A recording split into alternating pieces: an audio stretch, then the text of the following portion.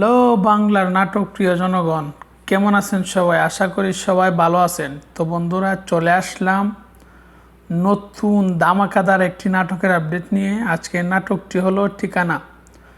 তো বন্ধুরা, এই ঠিকানা নাটকটি পরিচালনা করেছেন মেহেদী হাসান হৃদয় এবং এই নাটকের প্রধান চরিত্রে অভিনয় করেছেন সবার প্রিয় মুশফিকা ফারহান এবং ফারিন খান।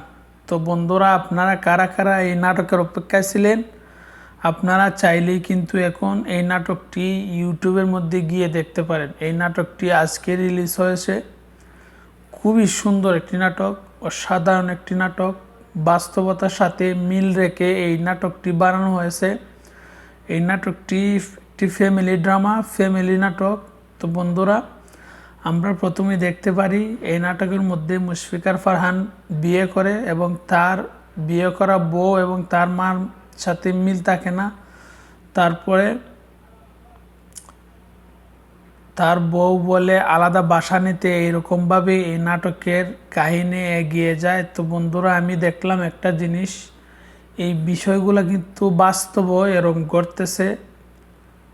মা ছেলে সম্পর্কের মধ্যে বউ এসে ফাটল ধরিয়ে দেয়।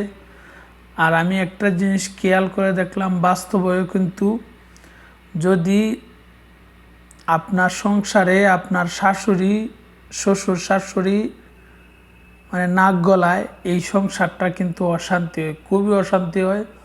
যদি আপনার ফ্যামিলির মধ্যে শ্বশুর শাশুড়ি নাক গলায়, তাহলে এই সংসারটা আর সুখী হতে পারে না। এই বিষয় নিয়ে বাস্তবতার সাথে মিল রেখে মেহেদী হাসান হৃদয় খুবই সুন্দর একটি নাটক বানিয়েছেন, ইমোশনাল একটি নাটক।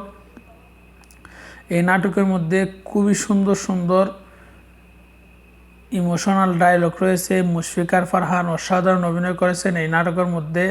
ফারিন খানও অভিনয় করেছেন, ভালো অভিনয়। তবে কিন্তু আমার কিন্তু এর অভিনয় ভালো লাগে নাই। আমার এই জিনিসটা খুবই খারাপ লাগে। আমি বাস্তবে দেখেছি, সুন্দর একটা ফ্যামিলিকে একটা খারাপ একটা মেয়ে বিয়ে করলে পুরাটা ফ্যামিলি নষ্ট হয়ে যায়, পুরাটা ফ্যামিলির মধ্যে অশান্তি চলে আসে।